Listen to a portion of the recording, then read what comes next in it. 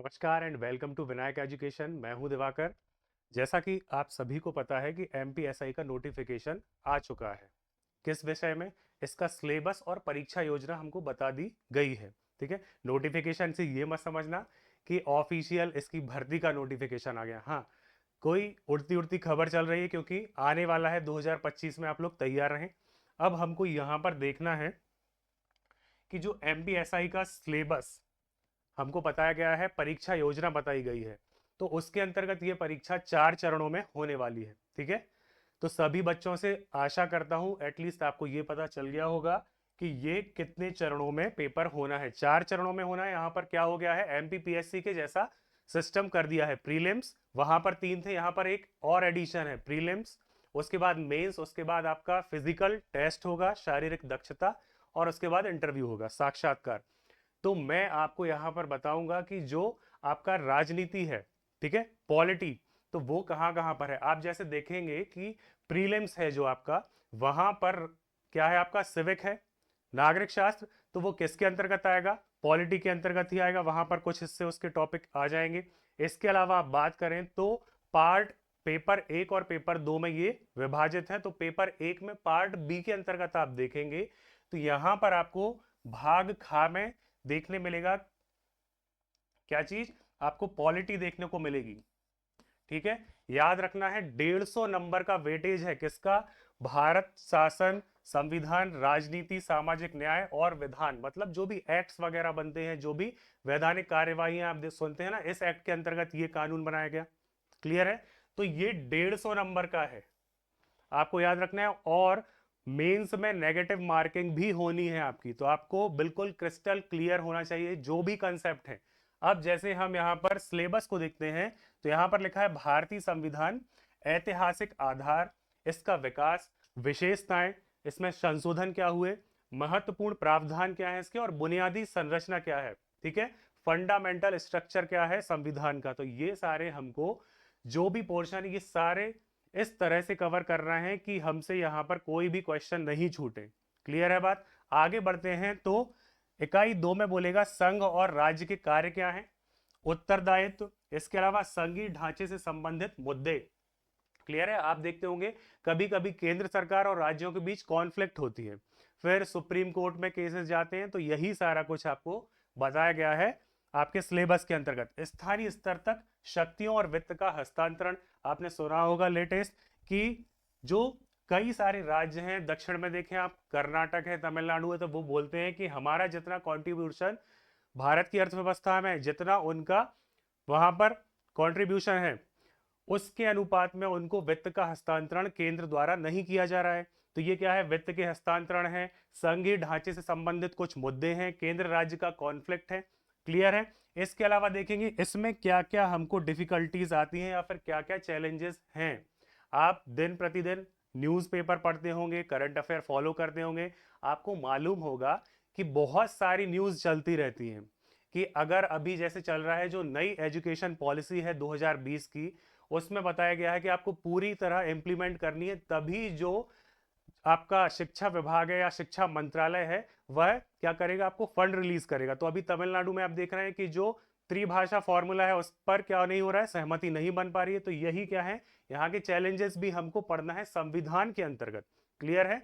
संविधान के अंतर्गत ये चीज आप याद रखेंगे। आगे बढ़ोगे तो देखेंगे विभिन्न अंगों के बीच शक्तियों का पृथक्करण। क्लियर? अब ये हम देखेंगे कि कौन कौन सी शक्तियां हैं। जनरली मैं ये समझ रहा हूं कि हम सभी ग्रेजुएट हैं और इतना जानते हैं कौन कौन सी शक्तियां हैं। मतलब कि एक तो होता है आपका विधायी, एक होता है कार्यपालक और एक होता है न्यायिक। तो इन विभागों के अंतर्गत कैसे हम शक्ति का पृथक्करण कर रहे हैं। इसके बाद देखो विवाद निवारण तंत्र, जो भी विवाद हो गया है अब हम उसे निपटाना तो है, निपटान तो आवश्यक है। तो हर जगह आप देखते होंगे क्या है, कोर्ट की व्यवस्था है, इसके अलावा क्या है, अपीलीय प्राधिकरण है। क्लियर है? तो ये सारा कुछ हमको यहां पर पढ़ना है।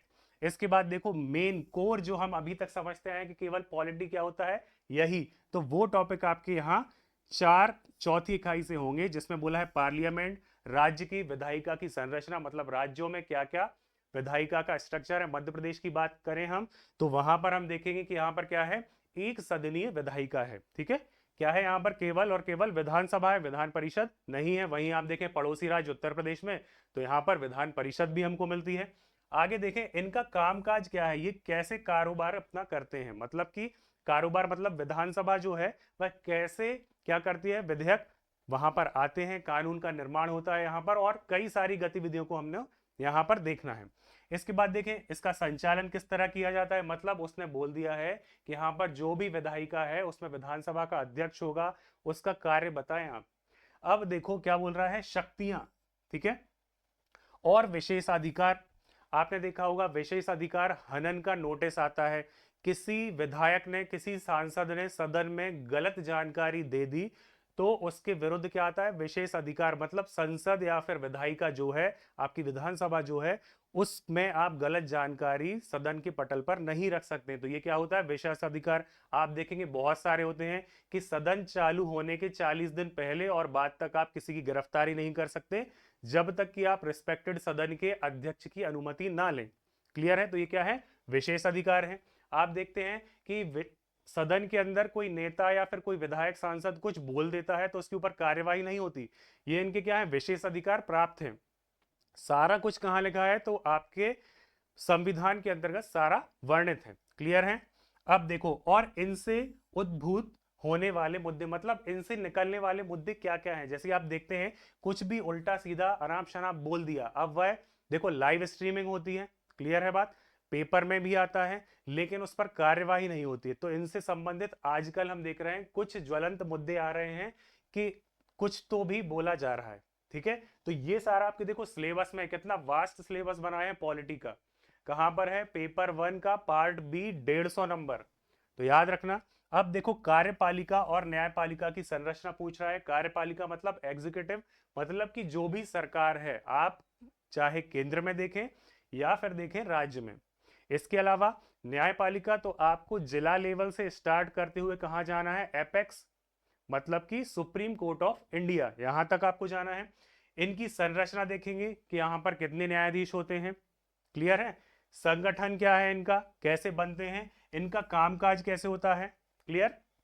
सरकार के विभिन्न मंत्रालय और विभाग। अब देखो एक यहां पर डिफरेंस है मंत्रालय और विभाग में। जब आप केंद्रीय स्तर पर बात करते हैं तो वहां पर मंत्रालय शब्द यूज किया जाता है, और जब हम राज्यों की बात करते हैं तो वहां पर क्या होता है, वहां पर विभाग बोला जाता है। वहां गृह विभाग होता है, ठीक है। गृह मंत्रालय कहां रहेगा, केंद्र में रहेगा। तो अगर आप लोगों को डिफरेंस नहीं पता था तो आज से आप ये नोट कर लें कि मंत्रालय और विभाग क्या है। ठीक है, नहीं तो जनरली हम क्या समझते हैं कि मंत्रालय भी वही होता है और उसके अंतर्गत विभाग होते हैं। हाँ सही समझते हो, लेकिन ये दो आपको इसीलिए बताया गया है, विभाग मतलब राज्य और केंद्र का उन्होंने क्या कर दिया, सेग्रीगेशन कर दिया। मतलब कि उन्होंने ना आपको बता दिया कि दोनों चीजें आपको पढ़ना है। क्यों, क्योंकि यहां पर बता दिया संसद और राज्य विधायिका। जब आप स्टार्टिंग से ही दोनों को लेके चल रहे हैं, आगे आपने देखा था संघ, संघ में क्या है, सारा है, राज्य भी है और केंद्र भी है। चलो आगे बढ़े। दबाव समूह, ठीक है। अब जो भी सरकारें होती हैं तो आप देखते हैं कि बहुत सारे श्रमिक संघ रहते हैं, क्लियर है, कर्मचारी संघ रहते हैं, स्टूडेंट यूनियंस रहती हैं। तो ये क्या होते हैं, ये दबाव समूह रहते हैं। ये सरकार पर प्रेशर जनरेट करते हैं, ये क्या करते हैं, दबाव निर्मित करते हैं अपनी मांगे मनवाने के लिए। तो इन्हें क्या कहते हैं, दबाव समूह। अगर आपने शब्द सह सिलेबस को डिकोड कर लिया तो जब आपकी क्लासेस कंटिन्यू रहेंगी, जब मैं आपको बोलूंगा दबाव समूह में कौन कौन आता है, क्वेश्चन कैसे आएंगे यहाँ पर, देखो एक चीज याद रखना, ये कैसा होगा, आपका ऑब्जेक्टिव ही होना है। कैसा होना है, ऑब्जेक्टिव पैटर्न पर ही होना है। तो हमको उसमें से ऑप्शंस या तो सही पता है या फिर एलिमिनेशन करना आना चाहिए। दबाव समूह में अगर उसने कुछ लिख दिया तब आपको पता ही नहीं, आप भूल गए दबाव समूह क्या होता है, तो आपसे क्वेश्चन नहीं बनेगा। ऊपर से यहां पर क्या है, नेगेटिव मार्किंग है, ऋणात्मक मूल्यांकन है, तो आपको ये चीज याद रखना है। अब देखो औपचारिक और अनौपचारिक यूनियंस, मतलब कि फॉर्मल और इनफॉर्मल जो भी यूनियन रहती हैं उनको देखना है। इसके अलावा राजनीति में इनकी क्या भूमिका रहती है, आप सुनते होंगे कृषक संघ बन गया है, ठीक है, और कई सारे संघ रहते हैं। तो इनकी राजनीति में क्या भूमिका है, अगर आप भारत में थोड़ा भी फॉलो करते आ रहे हैं जो चीजें घटित होती हैं तो आपको पता होगा कि किसान आंदोलन कितना ज्वलंत मुद्दा था। क्यों, क्योंकि जो कृषि कानून आए थे उसके कारण, ठीक है। तो ये क्या थे, औपचारिक भी उसमें संगठन थे, संघ थे, यूनियंस थे, और अनौपचारिक भी थे। उन्होंने राजनीति में क्या किया, अपना इंपैक्ट छोड़ा, उनकी भूमिका थी, ये हम सभी जानते हैं। ठीक है, तो यही आपको पढ़ना है। अब वो आपसे क्या चाहता है कि जो भी पॉलिटी चल रही है, जो भी आपके देश में, विदेश में, दुनिया में पॉलिटिक्स चल रही है, उसका ज्ञान आपको यहां पर करवाने का उद्देश्य है किसका, जो आपका पेपर लेने वाला है।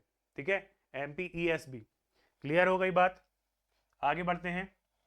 अब देखो छठवीं इकाई में क्या बोल रहा है, केंद्र और राज्यों द्वारा आबादी के कमजोर वर्ग जो होते हैं, जो भी कमजोर वर्ग हैं, वंचित वर्ग हैं, उनके लिए कल्याणकारी योजनाएं बनाई जाती हैं।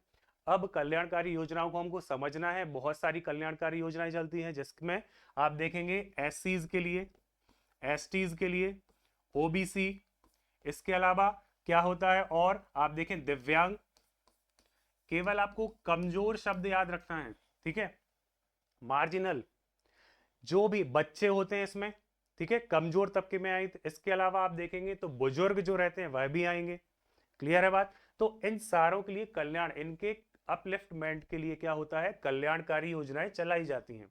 क्लियर है, आप जब मैं आपको पढ़ाऊंगा तब हम यहां पर देखेंगे बहुत सारे संविधान में प्रावधान है। क्यों, क्योंकि भारत के संविधान में बताया गया है कि भारत कैसा देश है, तो लोक कल्याणकारी गणतंत्र है भारत। लोगों का कल्याण सर्वोपरि है यहाँ पर, चाहे वह सरकार हो, चाहे वह न्यायपालिका हो, चाहे वह क्या हो, आपकी विधायिका हो। यहाँ पर क्या बात की गई है, लोगों का कल्याण सबसे ऊपर रखा गया है, टॉप पर क्या है, लोगों का कल्याण। तो कल्याणकारी योजनाएं, ऑब्वियस सी बात है, क्या होगा, सरकारें बनाएंगी। इन योजनाओं का प्रदर्शन, अब इनका एवेल्युएशन भी तो होना चाहिए ना, इनका मूल्यांकन भी होना चाहिए कि ये कैसा प्रदर्शन कर रही हैं, इनसे वास्तव में लाभ हो रहा है या फिर नहीं हो रहा है लाभ। क्लियर है, क्योंकि हम देखते हैं कहीं कहीं पर आता है कि जब कैग की रिपोर्ट आई, क्लियर है, कैग की रिपोर्ट आई या फिर कहीं पर जांच हुई, तो क्या होता है, यहां पर होता है कि घोटाले उजागर हुए।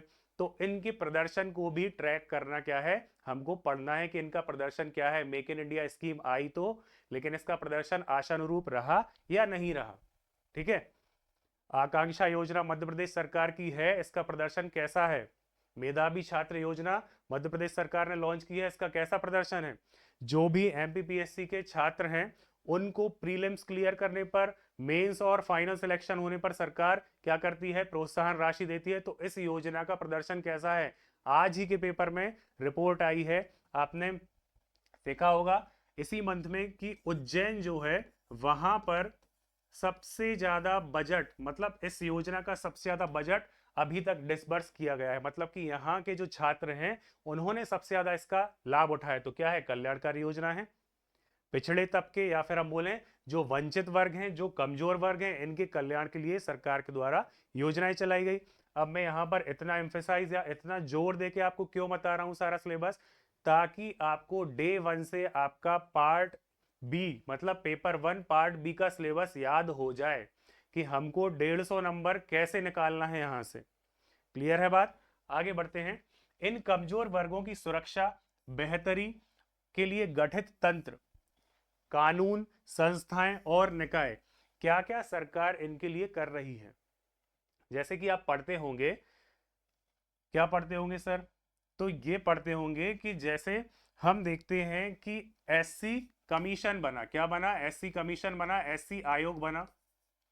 ठीक है, क्या बना, एससी कमीशन बना, एसटी आयोग बना, क्या बना, एसटी आयोग। इसके बाद देखो ओबीसी, तो ये क्या है, ये कल्याण करना था सरकार को, मतलब क्योंकि संविधान में वर्णित है कल्याण करना था। इसके बाद कल्याण करना है तो ये चीजें क्या की गई, सुरक्षा के लिए, उनकी बेहतरी के लिए सारे क्या हैं, ये प्रयास हैं। फिर आप देखोगे संविधान जब हमने स्टार्टिंग किया था वहां पर दिया था इसके प्रमुख प्रावधान, तो यही प्रावधानों के अंतर्गत आपको देखने मिल जाएगा कि ये प्रावधान जो भी हैं, यहां पर एससी कमीशन कहां पर मिल जाएगा आपको, तो संविधान के आर्टिकल 338 में। एसटी कमीशन कहां मिलेगा, 338 ए में। ओबीसी कमीशन कहां मिलेगा आपको, 338 बी में। क्लियर है बात, तो ये सारे कुछ आपको याद करना है, समझना है, क्योंकि ये क्या है, मेंस के अंतर्गत पूरा पेपर आपका इसी का होना है, 150 नंबर का। ठीक है, तो आप इसे हल्के में बिल्कुल नहीं ले सकते हैं कि ये तो हमसे हो जाएगा। क्लियर हो गई बात? अब देखो यहां पर क्या आता है,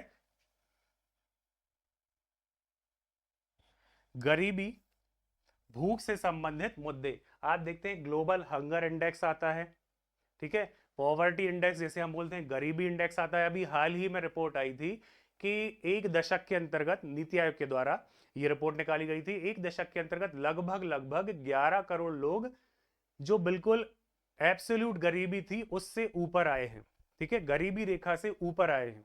तो उनके जीवन में क्या हुआ है, सुधार हुआ है। अब एक चीज आपको यहां से क्या याद रखना है, कल्याणकारी योजनाएं, जो भी कल्याणकारी योजनाएं होती हैं उनका एक और एक केवल मूलभूत क्या होता है उद्देश्य, कि जो भी कमजोर वर्ग हैं उनकी बेहतरी के लिए प्रयास करना, भले ही वो शैक्षिक रूप से पिछड़े हुए हों, सामाजिक आर्थिक रूप से पिछड़े हुए हैं। आप पूरा यहां पर डिटेल में पढ़ेंगे तो आपको ये 7 इकाइयां पढ़ना है पेपर 1 पार्ट बी के अंतर्गत।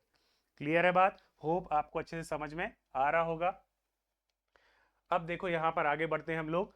तो जब हम बात करेंगे संविधान की, क्या करेंगे हम, संविधान का ऐतिहासिक विकास हम देखेंगे, तो वहां पर आपको टाइमलाइन में मुझे ले जाना है। यहां पर हम क्या देखेंगे, आपने बहुत बार पढ़ा होगा कि भारत का संविधान विश्व का सबसे बड़ा संविधान है, ये सभी ने पढ़ा होगा, है ना।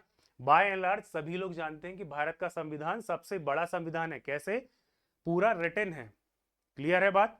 और इसमें संविधान में संशोधन भी होते हैं। संविधान आजकल बहुत चर्चा में है, आप देखें पिछले 10 सालों से संविधान बहुत चर्चा में रहा है, ठीक है। किन्हीं कारणों की वजह से संविधान चर्चा में रहा है, तो हमको पॉइंट ऑफ व्यू अपना क्या रखना है कि पेपर में यहां कैसे क्वेश्चन आ सकते हैं। अब उसने एक लाइन लिख दी है, ऐतिहासिक आधार।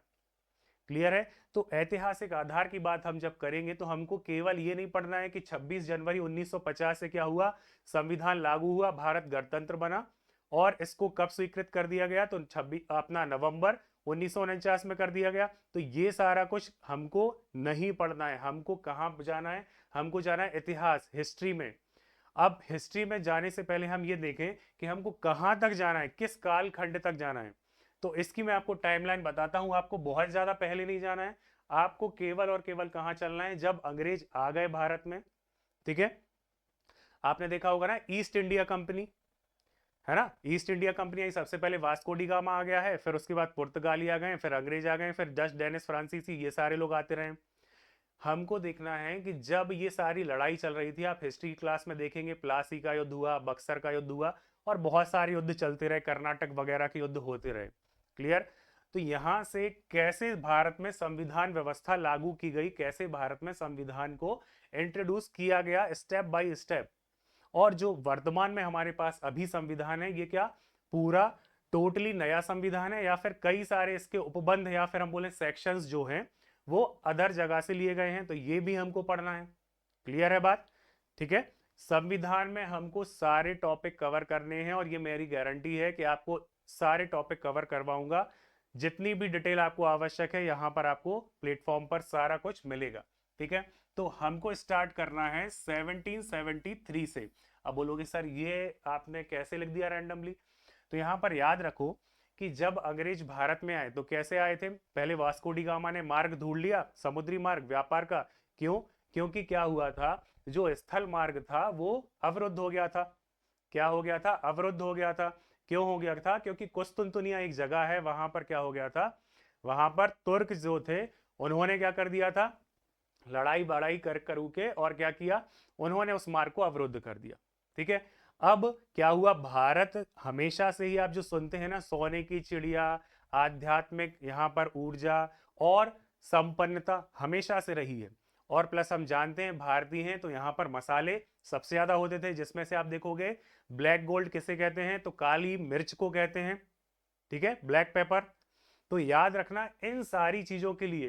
प्लस आप देखेंगे यहां पर एक पुनर्जागरण भी मूवमेंट चल रहा था। क्लियर है बात? तो ये सारी कुछ चीजें थी ना, संस्कृति का आदान प्रदान, ठीक है। क्योंकि ऐसा नहीं है कि अंग्रेज आए तभी भारत में क्या हुआ, यूरोपीय आए, ये तो बहुत पहले से आ रहे थे, ठीक है। रोम क्या है, यूरोप के अंदर ही है ना रोम। तो आप देखोगे यूनानी कल्चर जो है वो बहुत पहले से आ रहा है, ठीक। तो याद रखना है, स्थल मार्ग अवरुद्ध हो गया तो फिर वास्को डी गामा निकला कहां पर, जो वहां का एक राजकुमार था हेनरी द नेविगेटर, उसने बोला कि यार जाओ तुम लोग क्या करो, नए नए रूट्स को खोजो। और वो क्या करता था, फंडिंग करता था। तो वास्को डी गामा भारत की खोज के लिए निकला, भारत की खोज नहीं, भारत के लिए नया मार्ग खोजने के लिए। ठीक है। और इसकी मदद किसने की थी, एक अब्दुल करके गुजरात का बंदा था, उसने इसकी मदद की थी, किसकी, वास्को डी गामा की। तो now come to the point, East India Company आ गई, उसने क्या किया, भारत में व्यापार करने की अनुमति मांगी। और मोर और लेस आप देखेंगे तो जहांगीर, जो कि मुगल बादशाह था, जहांगीर ने इसको अनुमति दे दी। फिर आप देखोगे कि यहां पर 1757 में, 1757 में प्लासी का युद्ध होता है। देन 1764 में बक्सर की लड़ाई होती है। और यहां पर आप देखते हैं कि लगभग सारे भारत में ये जो दो टर्निंग पॉइंट हैं अंग्रेजी सत्ता स्थापित होने के, ये रहते हैं आपका। कौन सा, तो प्लासी, प्लासी और बक्सर, बंगाल, और ये वर्तमान में देखें तो बिहार, बक्सर। क्लियर है। फिर यहीं पर 1765 में क्या होता है, इलाहाबाद की संधि होती है। तो भी यहां से आप देखोगे कि टाइम चलता जाता है, चलता जाता है। अब जो कंपनी थी वो क्या थी, व्यापार के लिए आई थी, व्यापार के लिए आई थी, उसने यहाँ क्या कर लिया, लड़ाई कर ली, लड़ाई कर ली तो क्या हुआ, अपना प्रभुता जमाई ना, तभी तो हराया होगा, तभी तो जीते हैं ना। लड़ाई की और जीत गए तो क्या हुआ, सामने वाले को दबा दिया। अब वो इनकी बात मारने पर क्या हो गया, मजबूर हो गया। तो आप देखो व्यापार भी कर रहे हैं और अपना क्या कर रहे हैं, एक्सपेंशन कर रहे हैं, कैसे, बल के आधार पर। ठीक। तो यहां पर अंधाधुंध पैसा आने लगा जब इन्होंने क्या किया, इलाहाबाद की संधि की। तो यहां पर पूरी, यहां पर क्या मिल गया इनको, पूरा यहां पर रेवेन्यू मतलब राजस्व के अधिकार प्राप्त हो गए, किसे, ईस्ट इंडिया कंपनी को।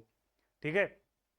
और यहां पर जो भी इनके सेवक या फिर बोले अधिकारी वर्ग था, वहां पर क्या हो गया, बहुत ज्यादा भारी मात्रा में इनके पास पैसा आने लगा। और कंपनी के जो मूलभूत उद्देश्य थे वो क्या हो गए थे, मूलभूत उद्देश्य तो पीछे जाते रहे। और इनके कर्मचारियों ने क्या कर दिया, इनके कर्मचारियों ने सबसे ज्यादा अपना मुनाफा कमा लिया। क्लियर है बात।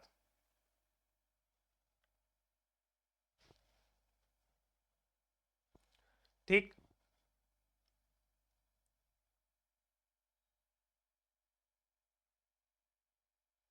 एक मिनट।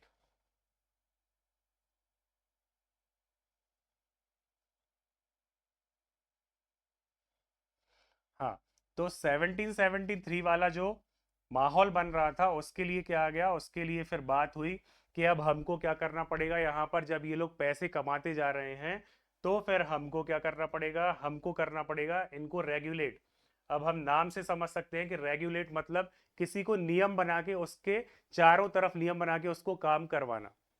तो यहां पर क्या हुआ, जब आप देखें 1765 से लेकर 1770 तक कंपनी जो थी ईस्ट इंडिया कंपनी, आप याद रखेंगे, इसकी हालत क्या हो गई, खस्ता हो गई। क्या हो गई हालत इसकी, खस्ता हो गई। मतलब इस पर कर्ज बहुत हो गया। क्या हो गया, कर्ज बहुत हो गया। अब ये सब जानना जरूरी क्यों है, क्योंकि आप यहां से टाइमलाइन के अकॉर्डिंग चलेंगे, फिर रेगुलेटिंग एक्ट आएगा, देन उसके बाद आएगा सेटलमेंट एक्ट, 81 में आएगा, 1781 में, वो इतना इंपॉर्टेंट नहीं है। उसके बाद 1784 में हमको पढ़ना है पिट्स इंडिया। फिर देन 1793 में पढ़ना है, देन 1813, 1833, और ऐसे करके हमको 1935 तक पहुंचना है। क्योंकि आप देखोगे कि जो 1935 का एक्ट है उसको बोलते हैं, भारत का संविधान जो है, भारत के संविधान को बोलते हैं कार्बन कॉपी ऑफ 1935 एक्ट। तो हमको यहां तक जाना है क्योंकि उसने वो क्या बोला है, ऐतिहासिक आधार क्या है इसका, हिस्टोरिकल बैकग्राउंड पूछा है आपने, उसने। ठीक है। तो हमको सारा कुछ कवर करना है। क्लियर हो गई बात। अब जब सारा कुछ कवर करना है तो क्यों ना हम अच्छे से ही कवर करें। चलो। अब क्या होगा, यहाँ पर जब खर्च बहुत बढ़ गया तो ब्रिटिश पार्लियामेंट में गए ये लोग, इन्होंने बोला कि हमको लोन दे दें। अब ये सारी बातें हैं, लोन मिल गया इनको, सब कुछ हो गया, लेकिन सरकार ने बोला कि आपके यहाँ जो आपके अधिकारी वर्ग हैं, जो भी आपके यहाँ एम्प्लॉय हैं, वो तो बहुत अच्छे से रह रहे हैं। तो उन्होंने बोला कि हम यहाँ पर क्या करेंगे, कुछ कंट्रोल करेंगे। क्या करेंगे, कुछ कंट्रोल करेंगे। यहीं से जन्म होता है कि जब सरकार ने कंपनी को क्या दिया, गवर्नमेंट ने, ब्रिटिश गवर्नमेंट ने लोन दिया। क्या दिया, लोन दिया, 14 लाख, 14 लाख पाउंड। ठीक है, पाउंड का लोन दिया। तो इसके एवज में क्या बोला कि हाँ आपको इंटरेस्ट भी देना है, इसके अलावा हम देखेंगे कि कहाँ पर कैसे कार्य करने हैं। तो रेगुलेट करने के लिए ईस्ट इंडिया कंपनी को सबसे पहले क्या लाया गया, 1773 में रेगुलेटिंग एक्ट लाया गया। क्या लाया गया, 1773 का रेगुलेटिंग एक्ट, रेगुलेटिंग एक्ट, अधिनियम, इसको याद रख लेना, रेगुलेटिंग एक्ट को। ठीक है, अब इसके कुछ पॉइंट्स देख लेते हैं, इंपॉर्टेंट पॉइंट जो हमेशा पूछे जाते हैं। तो इन पॉइंट्स में आप देखेंगे क्यों लाया गया, प्रशासनिक नियंत्रण के लिए। जो भी यहां पर कंपनी में अनियमितताएं हो रही थी, वित्तीय अनियमितताएं बोले या प्रशासनिक अनियमितताएं बोले, इन पर नियंत्रण के लिए। तो आप देखो क्या हो जाएगा, पहला पॉइंट प्रशासनिक नियंत्रण। क्या होगा, प्रशासनिक नियंत्रण। क्लियर है बात। और सारे लोग क्या करेंगे, शॉर्ट नोट्स बनाने की प्रैक्टिस अभी से करते जाना, अपना एक रजिस्टर कर लेना, ताकि एग्जाम के पहले आप क्या करें, तुरंत उसका रिवीजन कर पाए। ठीक है, प्रशासनिक नियंत्रण हो जाएगा। इसके बाद देखेंगे यहां पर क्या डिफाइन किया गया, यहां पर बंबई, जिसे वर्तमान में हम मुंबई कहते हैं, मद्रास जिसे हम क्या कहते हैं, चेन्नई कहते हैं, और कलकत्ता या फिर हम बोलते हैं कोलकाता। क्या बोलते हैं, कलकत्ता या फिर हम बोलते हैं कोलकाता, कलकत्ता। यहां पर क्या बना दिया गया, यहां पर प्रेसिडेंसियां थी, लेकिन क्या किया गया, जो कलकत्ता प्रेसिडेंसी थी, कलकत्ता प्रेसिडेंसी, जो कलकत्ता प्रेसिडेंसी थी उसका नियंत्रण कर दिया गया किस पर, बंबई और मद्रास पर। तो याद रखेंगे आप, जो कलकत्ता या फिर हम बोले बंगाल प्रेसिडेंसी थी, उसका नियंत्रण क्षेत्र में कौन आ गया है, तो बंबई और मद्रास भी आ गए हैं, इसके अंडर आ गए हैं, किसके, बंगाल के। अब आप पूछोगे सर ऐसा क्यों हुआ, तो देखो बंगाल कहां पर है, बंगाल है आपका पूर्व में, और यहां पर सबसे ज्यादा क्या होता था, राजस्व प्राप्त होता था कंपनी को, ईस्ट इंडिया कंपनी को, इसीलिए बहुत ज्यादा महत्वपूर्ण था। इन दो प्रेसिडेंसियों की तुलना में, बंबई और मद्रास की तुलना में, जो बंगाल प्रेसिडेंसी थी वो बहुत ज्यादा इंपॉर्टेंट थी, किसके लिए, अंग्रेजों के लिए। क्लियर है बात।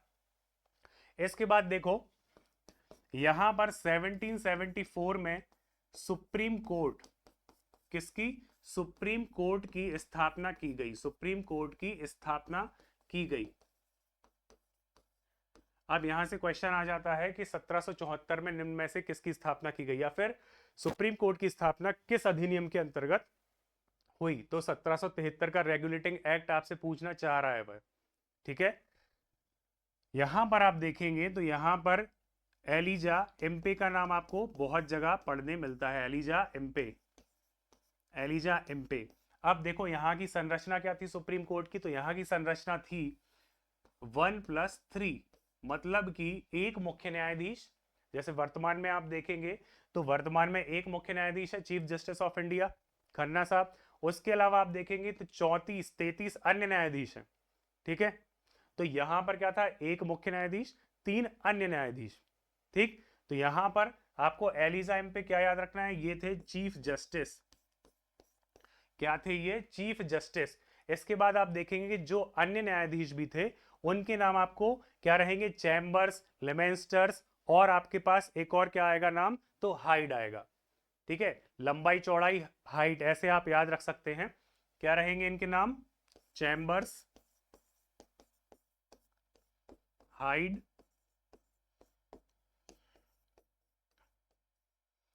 लेमेंस्टर्स। ठीक है, ये 3 अन्य न्यायाधीश रहे। तो ये आपसे पॉइंट पूछे गए हैं और बार बार पूछे जाएंगे, क्योंकि 1773 का एक्ट वो पूछना चाह रहा है। यहां पर कुछ भी इतना खास नहीं है कि जिसमें आप लोगों को डिफिकल्टी हो। हाँ, आपको याद रखना है क्या चीज, एलिजा एम्पे, और ये 3 नाम आपको याद रखना है। ठीक है, अब मैंने बताया था कि जो कंपनी के लोग थे, कंपनी के अधिकारी कर्मचारी थे, वो लोग क्या कर रहे थे, वो कर रहे थे भ्रष्टाचार। तो यहां पर क्या हुआ, कंपनी के जो भी अधिकारी थे, जो भी अधिकारी थे, उन्हें क्या कर दिया गया, उनको बोला गया कि आप निजी व्यापार नहीं कर पाएंगे, निजी व्यापार नहीं कर पाएंगे। ठीक है, और क्या बोला गया कि आप उपहार नहीं ले पाएंगे। आपने देखा होगा ना, एक भ्रष्टाचार का प्राइम एग्जांपल क्या रहता है कि मैंने इनको गिफ्ट कर दिया, क्लियर है?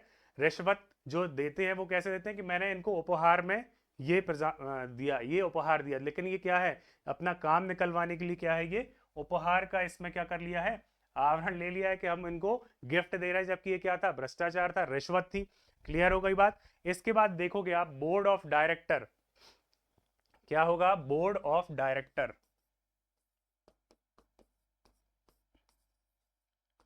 डायरेक्टर, याद रखेंगे। ठीक, अब बोर्ड ऑफ डायरेक्टर क्या करता था, कंपनी के लिए था। ठीक है, बोर्ड ऑफ डायरेक्टर आपने देखा होगा ना, कंपनी में बहुत सारे निदेशक रहते हैं। अभी की बात करें हम, यहाँ तो चलो 1773 में ईस्ट इंडिया कंपनी थी, अभी की बात करो सॉरी, तो यहां पर बोर्ड ऑफ डायरेक्टर्स की नियुक्ति की गई। क्लियर है बात? बोर्ड ऑफ डायरेक्टर्स की नियुक्ति की गई, और ये जो बोर्ड ऑफ डायरेक्टर्स थे, ये क्या करते थे, बोर्ड ऑफ डायरेक्टर ब्रिटिश सरकार को क्या करेंगे, ब्रिटिश सरकार को, ब्रिटिश गवर्नमेंट को वार्षिक रिपोर्ट देंगे। क्या करेंगे, वार्षिक रिपोर्ट देंगे, एक अपना एनुअल रिपोर्ट देंगे, वार्षिक रिपोर्ट देंगे। क्यों? क्योंकि इन्होंने लोन दिया था तो ये कंडीशन रखी थी। तो ये तो क्या हुआ हमारा 1773 का रेगुलेटिंग एक्ट। अब मेरे कुछ क्वेश्चंस हैं, आप उनका आंसर करेंगे। ठीक है, थोड़ा सा पॉज लेके क्या करना, इनके जवाब देना है। जैसे कि क्वेश्चन क्या रहेगा, बंगाल का गवर्नर जनरल कौन था इस समय? क्लियर है? चीफ जस्टिस जो था, सुप्रीम कोर्ट 1774 में बना, तो ये इसका मुख्य न्यायाधीश कौन था? दूसरा क्वेश्चन। अब तीसरा क्वेश्चन सुनो, कार्यकारी परिषद में कितने सदस्य थे? गवर्नर जनरल की कार्यकारी परिषद बनाई गई, उसमें कितने सदस्य थे? ठीक है, तो ये आप लोग कमेंट करके बताएंगे। अब इसके बाद देखो आता है 1784, क्या आएगा, 1784। 1784 में आएगा, ब्रिटेन के प्रधानमंत्री के नाम पर पिट्स इनका सरनेम था, तो पिट्स आ गया, Pitt's India act, Pitt's India act. इसके अंतर्गत हमको क्या पढ़ना है, तो यहां पर देखोगे जो भी रेगुलेटिंग एक्ट में जो भी डिस्क्रिपेंसीज थी, जो भी अनियमितताएं थी, उनको कम करने के लिए, उनको हटाने के लिए क्या लाया गया, 1784 का पिट्स इंडिया एक्ट लाया गया। ब्रिटिश सरकार जो थी उसने कंपनी पर अपना नियंत्रण और बढ़ा दिया। क्या कर दिया, कंपनी पर नियंत्रण बढ़ा दिया, कंपनी पर नियंत्रण बढ़ा दिया। किसने, ब्रिटिश सरकार ने बढ़ाया। क्लियर हो गई बात? क्या हो गया, कंपनी पर नियंत्रण ब्रिटिश सरकार बढ़ा देगी। ठीक, बोर्ड ऑफ कंट्रोल की स्थापना हो जाएगी। किसकी हो जाएगी, board of control, board of control की स्थापना हो जाएगी। ये सारे कुछ पॉइंट ऐसे रहते हैं कि जो आप हिस्ट्री में भी पढ़ते हैं, और आपको यहां पर थोड़ा सा उसने बोला है ऐतिहासिक आधार कवर करते हुए चलना है। तो ये इसकी एक क्लास तो बनती है, 1 से 2 क्लासेस में हम लोग ये पढ़ लेंगे, क्योंकि वह ऑब्जेक्टिव के रूप में पूछेगा, और अगर नहीं बनेगा तो फिर बहुत ज्यादा दिक्कत वाली बात हो जाएगी। बोर्ड ऑफ कंट्रोल बना दिया गया। क्लियर है? और क्या हुआ, कंपनी पर नियंत्रण बढ़ गया। और क्या होगा, बोर्ड ऑफ डायरेक्टर्स जो थे, जो वहां पर वार्षिक रिपोर्ट भेज रहे थे, वह क्या करने लगे, वह राजस्व मामले जो भी थे, व्यावसायिक मामले जो भी थे, उनको देखने लगे। क्लियर है बात? बोर्ड ऑफ डायरेक्टर्स क्या करने लगे, व्यावसायिक मामलों में भी देखने लगे, व्यावसायिक मामले भी देखने लगे। तो ये आपको कुछ एक पॉइंट्स याद रखने हैं कि कैसे क्या होगा आपका 1784 के एक्ट में। ठीक है, अब जो आपको मैंने बताया, वहां पर आप देखेंगे तो 16वीं शताब्दी से लेकर 18वीं शताब्दी में आप देखें तो जब 1602 से कंपनी आना शुरू हो गई, और फिर आप देखें जहांगीर और फिर सारे कोई लोग आते रहे, तो यहाँ पर ये इनके छुटपुट क्या होते रहे, कुछ नोकझोंक होती रही। फिर बड़ी लड़ाई कब हुई है, तो बड़ी लड़ाई आप देखेंगे पहले तो यूरोप में ही होती रही, मतलब दो यूरोपीय कंपनियों के बीच। कहां पर, कर्नाटक में, फ्रांसीसी और अंग्रेज। उसके बाद देखें आप 1757, 1700, फिर 64। तो यहां पर संसद ने देखा, ब्रिटिश सरकार ने देखा कि ये लोग लड़ते बहुत हैं। ठीक है, लड़ते हैं, पैसा कमाते हैं, लेकिन यहाँ कुछ भेजते नहीं है, वहीं पर क्या कर रहे हैं, मजे कर रहे हैं। तो उन्होंने बोला कि कोई भी युद्ध क्या हो गया, युद्ध पर प्रतिबंध लगा दिया गया। ठीक है, कोई भी संधि, जैसे मैंने आपको बताया था ना कि इलाहाबाद की संधि, तो इसके द्वारा ये सारे काम किए गए। और यहां पर आता है द्वैध शासन। क्या आता है एक पॉइंट, दोहरी शासन व्यवस्था। दोहरी शासन व्यवस्था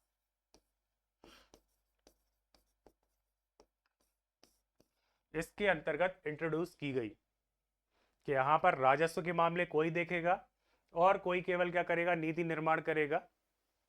ये सारी बातें आपको कहां पर दिखाई दी, ये सारी बातें आपको दिखाई दी 1784 के पिट्स इंडिया एक्ट में। क्लियर है बात। अब देखो यहां पर जब 1773 का एक्ट आया था तो यहां पर अभी तक आप देख रहे थे कि केवल और केवल मैं हमेशा, हम जब हिस्ट्री पढ़ के आ रहे हैं तो ईस्ट इंडिया कंपनी की बात करते हैं। केवल और केवल क्या करते हैं, जो ब्रिटेन की, ब्रिटिश ईस्ट इंडिया कंपनी थी उसकी बात करते हैं। कंपनियां तो बहुत सारी होंगी जैसे कि भारत में है, लेकिन हम केवल उसी की बात क्यों करते हैं, क्योंकि मोनोपोली थी। सरकार के द्वारा उसे अधिकार दिया गया था कि ब्रिटेन की तरफ से या फिर इंग्लैंड की तरफ से आप ही व्यापार करेंगे। अब यही जो मोनोपोली थी इसी को आगे बढ़ाया गया 1773 से। फिर आप 1773 से आगे बढ़ेंगे तो आपके पास 1793 आएगा। तो आप यहां पर डायरेक्ट हिस्ट्री की बुक्स में आप पढ़ते होंगे कभी भी कि यहां पर क्या हुआ, 20 वर्षों के लिए एकाधिकार और बढ़ा दिया गया, है ना। क्या कर दिया गया, व्यापार का एकाधिकार और बढ़ा दिया गया, 20 वर्ष के लिए इनको छूट और दे दी। मतलब क्या किया, 1773 में चल रहा था, फिर 93 आया, 93 से बोल दिया 1813 तक आपको 20 वर्षों के लिए व्यापार की अनुमति। क्या किया गया 20 वर्षों के लिए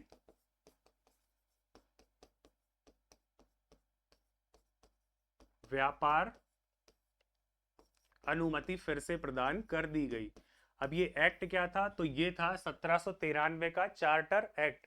क्या था, चार्टर एक्ट। आपको याद रखना है चार्टर एक्ट कहाँ था, रेगुलेटिंग एक्ट कहाँ था, पिट्स इंडिया एक्ट कहाँ था, फिर आएंगे भारत शासन अधिनियम वगैरह, है ना, 1858 1861 और फाइनली क्या आएगा 1935। तो ये सारे आपको याद रखने हैं। ठीक है, अब जो गवर्नर जनरल मैंने आपसे पहले पूछा था, तो यहां पर क्या कर दिया, गवर्नर जनरल की शक्ति बढ़ा दी। क्या कर दिया, गवर्नर जनरल जो था उसकी शक्ति बढ़ा दी। गवर्नर जनरल की शक्ति क्या कर दी, बढ़ा दी। गवर्नर जनरल की शक्ति बढ़ा दी गई। ये पॉइंट्स आपको याद रखने क्योंकि यहीं से क्वेश्चन आते हैं। अभी बोलोगे कि सर ये तो हिस्ट्री के भी पॉइंट हैं, तो हिस्ट्री के पॉइंट है लेकिन हमको समझना है कि यहीं से क्वेश्चन आने हैं, तो हम इसको क्या करते चलें, पढ़ते चलें, जहां पर जो भी पॉइंट्स आ रहे हैं उनको वहीं पर क्लियर करते हुए चलें, तो हमको याद रखने में सहायता मिल जाएगी। आप फिर देखते हैं एक प्रणाली आती है भू राजस्व के अंतर्गत, स्थायी बंदोबस्त।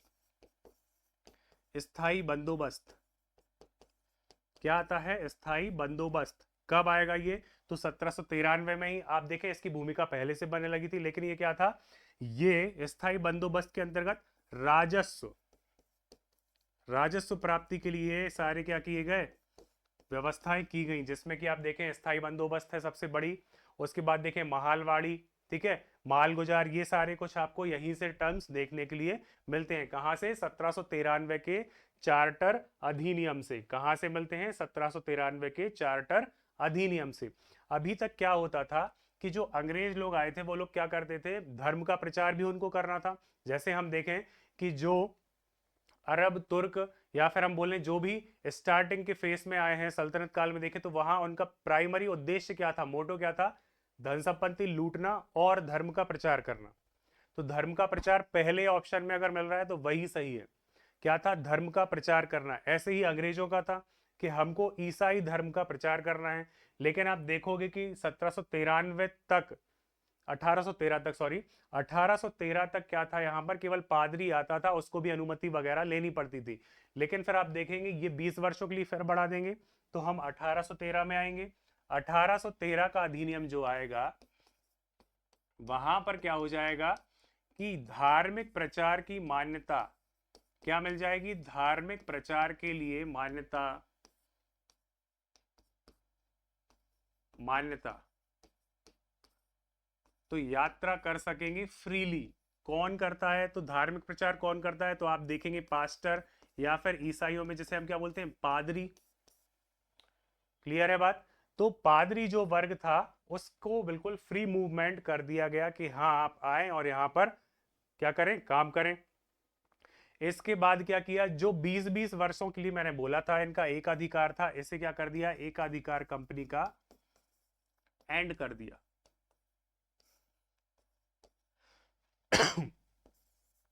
एकाधिकार समाप्त हो गया। बट यहां पर क्या हुआ, चीन था जो, ठीक है, चीन मतलब चाइना, चीन और चाय, इनको क्या कर दिया गया, एक्सेप्शन, मतलब ये क्या रखे गए, हटा कर। मतलब अभी भी कंपनी क्या कर सकती थी, चीन के साथ व्यापार और चाय का व्यापार कर सकती थी। नहीं तो क्या कर दिया था, जो एकाधिकार था ना, मोनोपोली, व्यापार करने की स्वतंत्रता, एकाधिकार, तो उसको क्या कर दिया, ब्रिटिश सरकार ने बंद कर दिया। अब इनको क्या किया गया, इनको कहा गया कि आप ब्रिटिश सरकार के प्रतिनिधि के रूप में भारत में शासन प्रशासन व्यवस्था देखें। ठीक है, शासन प्रशासन व्यवस्था देखें तो यहां पर आपको यह समझना पड़ेगा, 1813 का एक्ट आता है, यहां पर आता है धार्मिक रूप से पादरी को कब आने जाने दिया गया, फिर इसको कब स्वीकृति मिली। तो 1813 में क्या हो गया, 1813 में जब आपका पादरी है वो धार्मिक प्रचार की अनुमति मिल जाएगी। पहले क्या था, पहले बहुत सारे इसको क्या होता था, वो जिसको बोलते हैं ना अभी क्या दिखाया था, डंकी रूट, तो वो इधर उधर से ये सब बहाने बना के आते थे कि हम ये नहीं कर रहे। अभी यहाँ पर फुल फ्लेजेड व्यवस्था कर दी गई कि हाँ पादरी आ सकता है, अपना ईसाई धर्म का प्रचार कर सकता है, कन्वर्जन कर सकता है। ये सारी कुछ चीजें याद रखने वाली बात हो जाती हैं। अब देखो, जब अंग्रेज थे तो वो भारत से क्या कर रहे थे, भारत से पैसा तो उगा ही कर रहे थे, क्योंकि हमने देखा रेगुलेटिंग एक्ट इसीलिए आया। यहां पर शिक्षा व्यवस्था बहुत ही बर्बाद हो गई थी, तो यहां पर इसके लिए 1 लाख रुपए सालाना खर्च की व्यवस्था की गई, 1 लाख वार्षिक, किसके लिए, शिक्षा के लिए, 1 लाख वार्षिक खर्च शिक्षा हेतु भारत के अंतर्गत ये व्यवस्था की गई। क्योंकि आप देखेंगे कि तो ऐसा तो है नहीं कि 1813 में कोई भारत में था ही नहीं, विरोध तब भी होते थे। इसी के आगे आप देखते जाएंगे तो विरोध बढ़ता जाएगा बढ़ता जाएगा, और 1857 में क्या होगा, पहला स्वतंत्रता संग्राम होगा। तो ये हमको याद रखना है, ठीक है, ये आपको याद रखना है। इसके अलावा जब शिक्षा पर खर्च कर रहे हैं, यहां पर एकाधिकार खत्म हो गया है, तो कुछ व्यापार भी होगा। तो यहां पर देखेंगे जो भारत के व्यापारी थे, भारतीय व्यापारी जो लोग थे, भारतीय व्यापारी, इनको क्या किया गया, इनको भी बढ़ाया गया सीमित रूप से। कैसे, सीमित रूप से, सीमित बढ़ावा दिया गया। अदरवाइज क्या होता, अदरवाइज फिर से क्या होता, ब्रिटेन या फिर हम बोले इंग्लैंड में देखें तो क्या होता, वहां की कंपनियों को मुनाफा होता नहीं, भारत के ही व्यापारी काम करते, तो क्या होता, समृद्धि भारत में ही होती। क्लियर है बात? तो ये चीज आपको याद रखना है। उन्होंने क्या किया, खर्च किया, लेकिन 1 लाख रुपए, आप देखें कितना, मात्र 1 लाख रुपए। अब आप बोलोगे सर उस समय के हिसाब से बहुत है, तो यहां पर याद रखो कि ये क्या कर रहे थे, मिलियंस ऑफ पाउंड भारत की वेल्थ वहां पर ले जा रहे थे। कहां पर, इंग्लैंड में। तो आपको याद रखना है, जो वर्तमान में अभी सांसद हैं शशि थरूर साहब, उन्होंने क्या बोला था, उन्होंने बोला था कि लगभग लगभग 3 ट्रिलियन पाउंड की वेल्थ किसने लूटी है, अंग्रेजों ने लूटी है भारत से। 3 ट्रिलियन पाउंड, 3 लाख करोड़ के जो पाउंड हैं वो, और 1 पाउंड में लगभग आप मान के चलें कितना होता है, लगभग लगभग 90 रुपए के बराबर होता है 1 पाउंड, है ना। तो समझ जाओ कितनी ज्यादा आर्थिक रूप से क्षति पहुंचाई गई थी। क्लियर है? तो ये आपको याद रखना है। इसके बाद एक्ट की बात की जाए तो यहां पर फिर से 20 साल हमको आगे जा रहे हैं, और क्या आएगा, 1833 का एक्ट। क्या आएगा, 1833 का एक्ट आ जाएगा। अब 1833 का एक्ट आएगा तो वो 13 के बाद क्या आएगा, 33 आएगा। 13 में क्या क्या किया था, पादरी को अनुमति मिल गई, एकाधिकार समाप्त कर दिया, चाय और चीन पर अभी भी ये लोग व्यापार कर सकते थे। भारत में शिक्षा के लिए 1 लाख रुपए सालाना खर्च करने की व्यवस्था की गई। भारतीय व्यापारियों को क्या किया गया, थोड़ा सा बढ़ावा दिया गया। और जो बोला जाए ब्रिटिश सरकार या फिर ब्रिटिश पार्लियामेंट का कंपनी पर और अधिक नियंत्रण हो गया। तो ये सारे आपके पास कुछ पॉइंट निकल के आते हैं। ठीक है, अब बात करें 1833 की, तो 1833 में यहां पर पूर्ण रूप से क्या होगा, पूर्ण रूप से फुल फ्लेजेडली क्या होगा, कंपनी का एकाधिकार समाप्त हो जाएगा। चाय चीन पर भी जो था वो भी क्या हो गया, बंद हो गया। कंपनी का एकाधिकार समाप्त हो गया, कंपनी का मोनोपोली है ना, मोनोपोली। अब इतने टर्म्स तो आपको आने ही चाहिए, एकाधिकार को क्या बोला जाता है। ठीक है, कंपनी का एकाधिकार समाप्त या कंपनी की मोनोपोली समाप्त, ये करेक्ट वर्ड है। ठीक है, इसके बाद देखें यहां पर इनको किस लिए बनाया गया, कंपनी को जो ईस्ट इंडिया कंपनी थी, ईस्ट इंडिया कंपनी थी उसे प्रशासन में प्रतिनिधि, किसका प्रतिनिधि, मैंने बताया था कौन फंडिंग कर रहा था, तो फंडिंग कर रही थी ब्रिटिश गवर्नमेंट। तो ब्रिटिश गवर्नमेंट यहां तो आ नहीं सकती थी, क्योंकि फिर क्या होता, डायरेक्ट बताया जाता कि अरे ये तो क्या कर रहे हैं, यहाँ पर सांसद हैं लेकिन अपने देश में ना होकर दूसरे देश में। तो उन्होंने यहाँ क्या कर दिया, अपने क्या कर दी, रिप्रेजेंटेटिव, ब्रिटिश सरकार का रिप्रेजेंटेशन कौन कर रहा था, ईस्ट इंडिया कंपनी कर रही थी। ये आपको याद रखना है, ब्रिटिश सरकार के प्रतिनिधि के रूप में शासन करने लगे। ठीक है, क्या कर रहे हैं, शासन और प्रशासन, दोनों चीजें याद रखना है। एग्जीक्यूशन भी कर रहे हैं और नीति निर्माण कहां से हो रहा है, तो आपका नीति निर्माण हो रहा है ब्रिटिश सरकार से, ब्रिटिश पार्लियामेंट से। इसके बाद देखें जो बंगाल का गवर्नर जनरल था, अभी क्या बताया था स्टार्टिंग के एक्ट्स में कि जो बंगाल प्रेसिडेंसी थी वो किस पर अधिकार रखने लगी, किस पर नियंत्रण करने लगी, मद्रास और बंबई पर। अब देखो बंगाल का गवर्नर जनरल जो था गवर्नर जनरल अब से क्या कहलाने लगा, भारत का गवर्नर जनरल, भारत का गवर्नर जनरल। ये चीज आपको याद रखना है, क्या रखना है याद, कि बंगाल का गवर्नर जनरल अब मतलब 1833 के अधिनियम से भारत का गवर्नर जनरल कहलाने लगा। ठीक है, इसी में आप देखेंगे कि 1833 के एक्ट में ही बात हुई थी कि हमको क्या करना है, जो दास प्रथा है उसको क्या कर रहा है, बता दिया गया कि ये अवैधानिक है। ठीक है, फिर यहीं पर आप देखें दास प्रथा का उन्मूलन कब होगा, क्योंकि इस एक्ट में बता दिया गया कि ये अवैधानिक है, ये वैधानिक नहीं है। तो उन्मूलन कब होता है, इसके थोड़े से 10 साल बाद 1843 में। तो पॉइंट याद रखो, दास प्रथा उन्मूलन, दास प्रथा अवैध घोषित कब कर दी गई, 1833 के अधिनियम से, और 1843 में क्या हो गया, उन्मूलन हो गया, क्या हो गया, उन्मूलन कर दिया गया, किसका, इसी प्रथा का। तो ये आपके पास क्या हो गए हैं 1773, उसके बाद देखें 1784, 18 फिर 1793, इसके बाद 1813, 1833। तो ये सारे कुछ आपके पास एक्ट आते जाएंगे, फिर आप देखोगे कि यहाँ पर क्या होगा 33 के बाद, फिर आप देखें 1857 की लड़ाई हो जाती है, फिर लड़ाई होती है तो फिर सरकार सीधा क्या करता है, ब्रिटिश जो क्राउन है, ठीक है, वो कहता है कि अब ये सारी व्यवस्थाएं बंद की जाती हैं, गवर्नर जनरल, भारत का गवर्नर जनरल हटाओ, अब वायसराय होगा, मतलब कि सीधा क्राउन का प्रतिनिधि कौन कहलाएगा, वायसराय। यहीं से क्वेश्चन बनते हैं कि भारत का अंतिम गवर्नर जनरल कौन था, भारत का प्रथम वायसराय कौन था, भारत का अंतिम वायसराय कौन था। ये थोड़े हिस्ट्री के क्वेश्चन हो जाते हैं, लेकिन हमको यहां से याद रखना है, ऐतिहासिक आधारों से हमको याद रखना है। ठीक है, अब मैंने आपको बताया कि यहां पर जब इसका प्रभाव बढ़ा दिया गया, गवर्नर जनरल को बोलने लगे, बंगाल के गवर्नर जनरल को भारत का गवर्नर जनरल।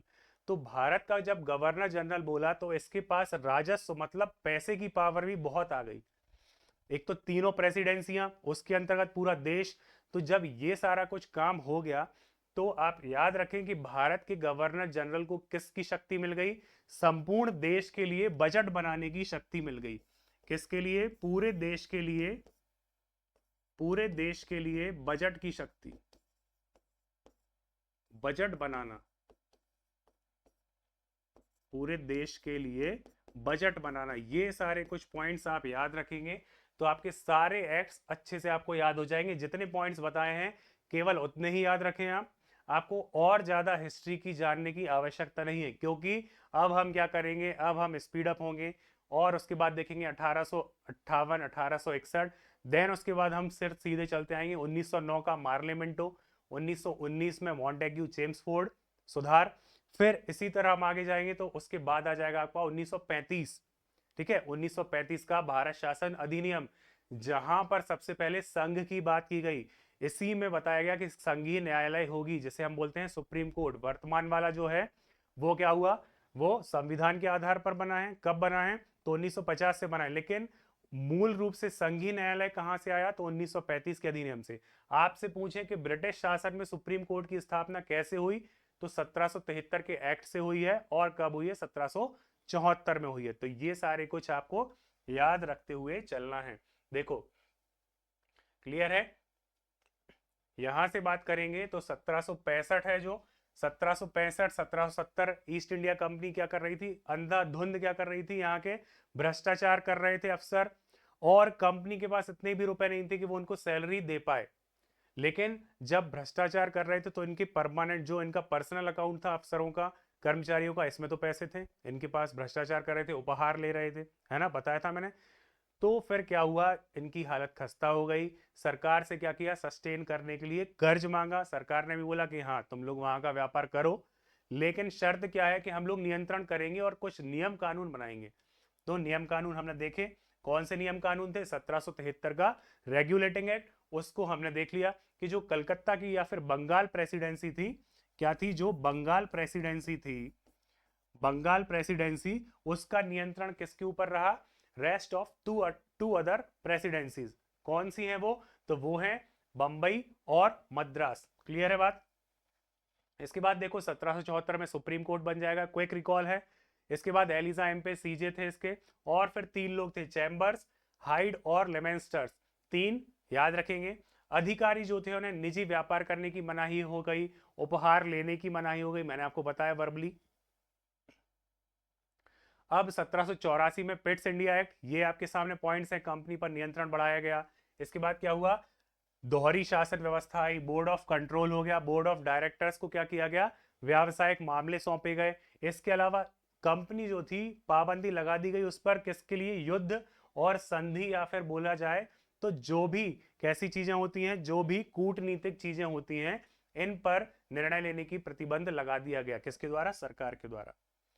देखो फिर 1793 का चार्टर अधिनियम, इसमें 20 वर्षों के लिए एकाधिकार बढ़ा दिया, किसके, कंपनी के लिए। गवर्नर जनरल की शक्ति भी बढ़ा दी गई। और क्या देखेंगे, स्थायी बंदोबस्त, मतलब राजस्व में वृद्धि की बात की गई, तो स्थायी बंदोबस्त आ जाएगा। फिर वहीं पर बात करें 1813 में, तो यहां पर धार्मिक प्रचार के लिए पादरी को आने की अनुमति प्रदान कर दी गई। वहां पर देखें एक अधिकार समाप्त कर दिया, केवल कहां पर छोड़कर, चीन से व्यापार और चाय को एक्सपोर्ट करने के लिए, ठीक है। तो ये दो आप एक्सेप्शन याद रखेंगे। 1 लाख रुपए शिक्षा के लिए खर्च करने की अनुमति दी गई भारत में। फिर देखें भारतीय व्यापारी को कुछ सीमित व्यापार करने के लिए बढ़ावा दिया गया, और वही फिर चीजें आपकी चलती रहेंगी 1813 में, कि ब्रिटिश संसद का नियंत्रण बढ़ जाएगा, ये हो जाएगा, वो हो जाएगा। मेन पॉइंट प्रचार का आता है, धार्मिक और एकाधिकार समाप्त। अब आप इसके 20 साल बाद देखोगे टोटली बंद हो जाएगा। क्या हो जाएगा, टोटली बंद, पूर्ण रूप से कंपनी की मोनोपोली खत्म कर दी गई। ईआईसी जो था, ईस्ट इंडिया कंपनी ब्रिटिश वाली, उसको क्या कहा गया, आप केवल शासन देखें, क्या करें आप, शासन देखें। और बंगाल का गवर्नर जनरल, वो भारत का गवर्नर जनरल बना। जब भारत का गवर्नर जनरल बना तो उसकी शक्तियां बढ़ा दी गई, ऑब्वियस सी बात है। तो वह उसको शक्ति दे दी गई कि वह पूरे भारत देश के लिए क्या करेगा, बजट बना पाएगा। इसके अलावा बात करें तो दास प्रथा को क्या कर दिया गया, अवैध कर दिया गया। क्या कर दिया गया, दास प्रथा को अवैध कर दिया गया। इसका कहीं से अगर क्वेश्चन और आ जाएगा तो आपसे पूछेगा, फर्स्ट विधि, विधि को क्या बोलते हैं, कानून, तो विधि आयोग, इसका अध्यक्ष कौन था, तो लॉर्ड मैकाले, हम पढ़ते हैं ना, तो मैकाले, ठीक है। पहला विधि आयोग कहां से बना, तो इसके द्वारा ही बना, 1833 के अधिनियम से। ये सारे आपके कुछ एक पॉइंट हो जाते हैं, ठीक है। होप अच्छे से आपको समझ में आ गया होगा। और कोई भी समस्या हो तो आप क्या कर सकते हैं, कांटेक्ट कर सकते हैं। इस वीडियो को ज़्यादा से ज़्यादा शेयर करें और चैनल को सब्सक्राइब करें। मिलते हैं नेक्स्ट वीडियो में, थैंक यू।